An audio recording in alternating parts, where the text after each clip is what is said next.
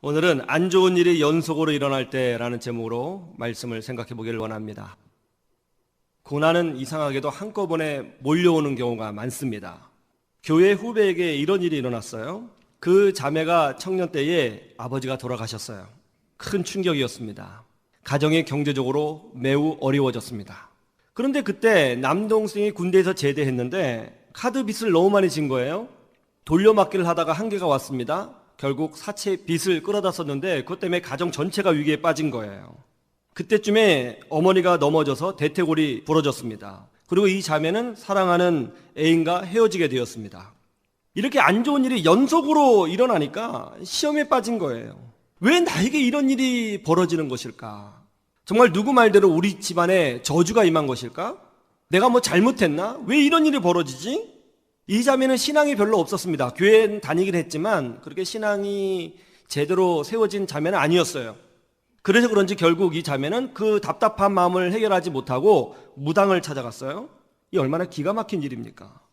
교회 다녔어요. 그런데 결국은 무당을 찾아갔습니다. 얼마나 답답하면 그랬을까? 사람이요, 안 좋은 일이 계속 연속으로 일어나게 되면 판단력을 잃어버리고 자제력을 잃어버립니다. 그래서 하지 말아야 될 행동을 하는 경우가 굉장히 많아요. 물론 나중에 이 자매는 회개하고 신앙적으로 건강에 세워졌지만 어쨌든 그런 일들을 통해서 인간의 인내 한계를 경험하고 답답함을 경험해서 하지 말아야 될 행동을 했다는 것이죠. 저도 이런 경험을 할 때가 있었습니다. 젊은 날 어머니가 중풍으로 쓰러지셨어요. 그리고 저도 경제적으로 매우 어려웠습니다. 그런데 그때 사랑하는 아내와 아이가 병에 걸린 거예요. 이렇게 안 좋은 일이 연속으로 일어나니까 제 마음에 시험이 찾아왔습니다. 아니, 하나님이 계시다면 어떻게 이런 일이 계속 일어나는 거지? 정말 답답했어요. 고난이 연속적으로 찾아오니까 낙심이 되어서 기도도 제대로 나오지 않았습니다. 고난이 연속적으로 찾아오면요, 우리는 무너집니다. 아무리 신앙이 좋아도요, 계속 안 좋은 일이 계속 찾아오면요, 흔들려요. 왜 이런 일이 내게 일어나는 것일까? 내가 무슨 잘못했나? 하나님이 나를 버리셨나? 내가 영적으로 뭐 문제가 있는 건가? 우리 집안에 뭐가 문제가 있나? 이런 생각이 들거든요. 저도 그런 생각이 들어서 방황했던 적이 있습니다.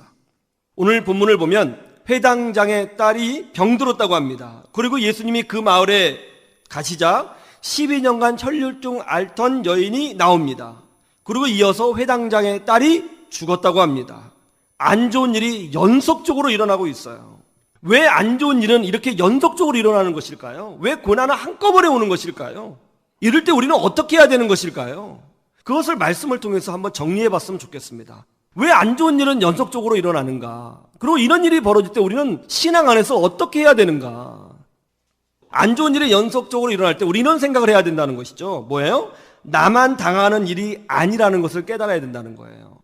안 좋은 일이 연속해서 일어날 때 우리는 이것이 나만이 당하는 일이라고 그렇게 생각하지 말아야 된다는 것이죠. 왜냐하면 하나님을 떠난 인류는 모두 사실 이런 고난을 경험하고 있다는 것입니다.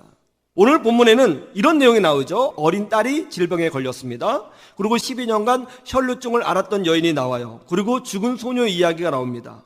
여러분, 질병, 혈루증, 죽음, 이런 것들은 단순한 사건이 아닙니다. 성경적으로 매우 의미가 있는 사건이에요. 왜 그렇죠? 이런 질병이라든가 죽음이라든가 혈루증은 그 공통성을 가지고 있는데 그게 뭐냐면 이것이 바로 하나님을 떠난 자, 죄에 빠진 인류의 모습을 상징하고 있기 때문에 그런 거예요. 하나님을 떠난 모든 인류는 이런 절망과 아픔을 끊임없이 경험할 수밖에 없다는 것을 오늘 성경이 우리에게 고발하고 있는 것이죠. 이게 인류의 모습이라는 거예요.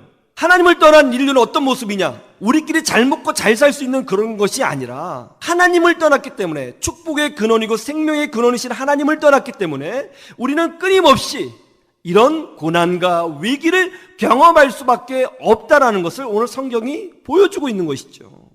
창세기 3장 17절에 가보면 왜 인류가 이런 고난을 당하는지 이유가 나와 있습니다. 한번 보시죠. 아담과 하와가 하나님께 불순종했습니다. 하나님보다 마귀를 더 신뢰하여 선악과를 따먹었지요.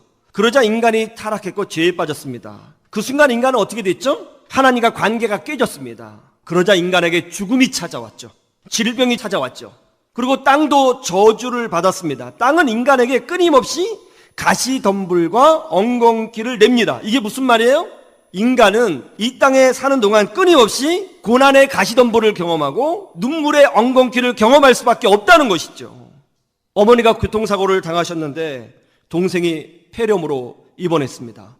온 집안이 정신이 없습니다. 그런데 시골에 계신 할머니가 보이스피싱으로 3천만 원을 사기당했다고 합니다. 그리고 남편의 직장에 화재가 발생해서 부도 위기에 빠지게 되었다는 거예요. 이렇게 안 좋은 일이 연속으로 일어날 때가 있다는 거죠. 그런데 이런 일이 일어날 때 우리를 가장 힘들게 하는 게 뭐예요? 그건 이거죠. 왜 나에게만 이런 일이 벌어지는 걸까? 그런 생각인 거예요. 다른 사람들은 행복하게 사는 것 같은데 왜 나에게 이런 일이 벌어지는 걸까? 이런 마음이 찾아올 때 우리는 좌절하고 아파하고 무너지는 거예요. 왜 나에게 이런 일이 벌어지는 걸까? 왜 나에게만 이런 일이 벌어지는 걸까? 그런데 오늘 성경에 보면 어때요? 나에게만 이런 일이 벌어지는 게 아니라는 거예요. 하나님을 떠난 인류는 끊임없이 가시덤불과 엉겅퀴와 싸워야 한다는 것이죠. 이쪽에 있는 가시덤불을 제거하면 저쪽에 가시덤불이 나오고, 저쪽에 있는 가시덤불을 제거하면 또 이쪽에 가시덤불이 나오고, 이쪽에 있는 가시덤불을 제거하면 이 앞에 엉겅퀴가 나온다는 거예요. 이것이 하나님을 떠난 인류의 모습이라는 거예요.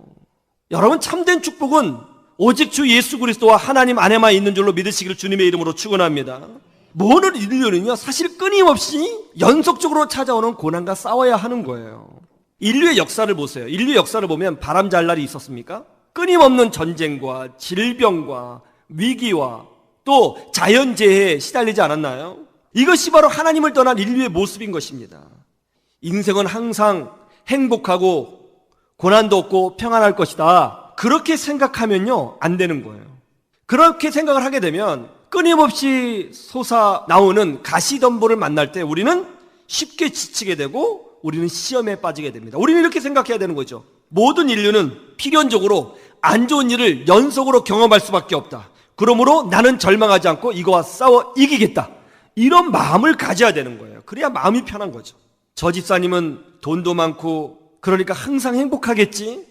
저 권사님은 좋은 남편 만나서 얼마나 행복할까. 저 장로님은 하는 일마다 잘 되는 것 같아. 얼마나 좋을까. 그런데 나는 왜 이렇지? 나는 왜 이렇지?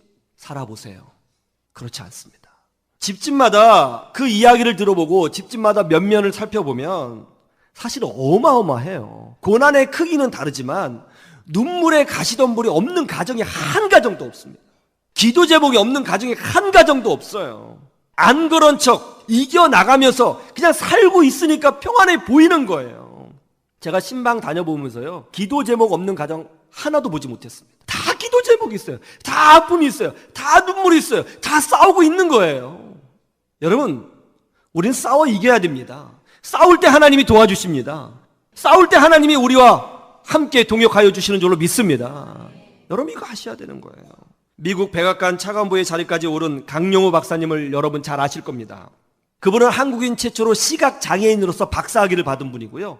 한국인 최초로 미국 백악관 차관보의 자리까지 올라가서 크게 쓰임을 받았던 분이시죠. 이 강용호 박사님이 13살 때요, 생계를 책임지시던 아버지가 돌아가셨습니다. 큰 충격이었죠. 그런데 그때 강용호 박사님이 축구를 했는데 축구공에 맞아서 두 눈의 시력을 잃어버린 거예요. 사랑하는 아들이 시력을 잃으니까 그 어머니가 충격에 맞아서 뇌졸중으로 사망했습니다. 소녀 가장이던 누나가 가정을 돌보고 있었는데 어떤 이유 때문인지 모르겠지만 병에 걸려서 또 죽었어요. 그리고 결국 남아있는 3남매가 뿔뿔이 흩어지게 된 거예요. 안 좋은 일이 계속 일어나게 된 거죠. 그럼 어떻습니까? 강용호 박사님이 이제 신앙생활을 하면서 예수님을 알게 됐어요. 하나님을 알게 됐어요. 이 세상의 주권자는 하나님이라는 걸 알게 됐어요. 믿음이 생겼어요. 고난과 싸우기로 결단했어요. 그리고 그 당시에는 시각장애인들은 공부하지 않았거든요. 이분은 믿음으로 공부했어요. 그리고 시각장애인으로서 연세대학교 들어가고 미국에 유학을 가서 당당하게 박사학위를 취득했습니다. 그리고 결국 백악관 차관보의 자리까지 올라서 요셉처럼 쓰임받는 하나님의 사람이 됐던 거죠. 여러분, 안 좋은 일이 계속 일어날 수 있습니다. 그럴 수 있다고 인정하셔야 됩니다. 기도하면서 그 절망과 싸울 때에 하나님께서 그 절망을 멈춰주시고 우리에게 승리를 주시는 줄로 믿습니다. 이 믿음으로 승리하시기를 주님의 이름으로 축원합니다. 좋은 일이 연속으로 일어날 때 우리는 어떻게 해야 되는가? 주 예수 그리스도와 접촉할 때 하나님의 은혜를 누리게 된다는 것이죠. 인간의 모든 저주와 모든 절망은 오직 주 예수 그리스도와 접촉되어질 때 끝이 나게 되는 것입니다. 왜냐하면 주 예수 그리스도만이 유일한 구원의 길이요, 생명이요, 길이요, 진리요, 축복이 되시기 때문에 그런 것입니다. 어떤 저주도 예수 그리스도 안에서는 힘을 쓰지 못합니다. 어떤 고난도 예수 그리스도 안에서는 축복으로 변화되는 줄로 믿으시기를 주님의 이름으로 축원합니다. 성경에 보면 만지면 부정해지는 것들이 있어요. 어떤 걸 만지면 내가 하나님 앞에 부정해집니다. 하나님 앞에 부정해진다는 것은 예배를 드리지 못하고 축복받지 못한다는 뜻이죠. 만지면 부정해지는 것, 그것이 뭘까요? 세 가지가 나오죠. 바로 죽은 것과 나병 환자와 유출병입니다. 성경에 보면 정한 짐승이 있고 부정한 짐승이 있습니다. 정한 짐승은 먹어도 되고 부정한 짐승의 종류는 먹으면 안 됩니다. 그런데 정한 짐승이든 부정한 짐승이든 죽은 것을 만지면 그 사람은 부정해집니다. 시체를 만져서도 안 됩니다. 어떤 종류이든 죽은 것을 만지면 부정해집니다. 부정한 사람은 하나님 앞에 예배드릴 수 없습니다. 죽은 것은 부정합니다. 만지면 안 됩니다. 레위기 13장을 보시죠. 13장 45절에서 46절. 나병은 부정한 질병입니다. 나병 환자는 다른 사람과 접촉되어지면 안 됩니다. 어떤 사람이 자기에게 오면 자기와 접촉될 수 있으니까 이 나병 환자는 자신이 부정한 사람이라는 것을 알려줘야 돼요. 어떤 사람이 오면 저는 부정한 사람입니다. 저는 부정한 사람입니다. 이렇게 말을 해야 된다는 것이죠. 그래서 그 사람과 접촉을 피해야 된다는 거예요. 그리고 이 사람은 마을 안에 살면 필연적으로 사람과 접촉할 수밖에 없으니까 마을에 살면 안 되고 진영 밖에 살아야 된다는 것이죠. 나병은 부정한 질병입니다. 접촉하면 안 됩니다. 유출병 환자도 부정합니다. 유출병 환자가 침대에 누우면 그 침대도 부정해져요. 왜요? 접촉했으니까요. 이 사람과 유출병이 있는 사람과 살짝 스치기만 해도 그 사람은 부정해집니다. 그런데 이 유출병, 이 부정한 질병인 유출병이 뭔가 하면 바로 여자가 하혈하는 질병이죠. 이것을 갖다가 마가복음에서는 혈루증이라고 말한 것입니다. 오늘 본문에 나온 12년간 혈루증 앓던 여인은 부정한 여인이었습니다. 이 여인과 절대로 접촉하면 안 됩니다. 스쳐도 안 됩니다. 만져도 안 돼요. 그러면 부정해집니다. 그런데 놀라운 일이 벌어졌죠. 다시 오늘 본문으로 가시죠. 마가복음 5장 28절 29절. 12년간 혈루증을 앓은 부정한 여인이 예수님을 만지려고 했습니다.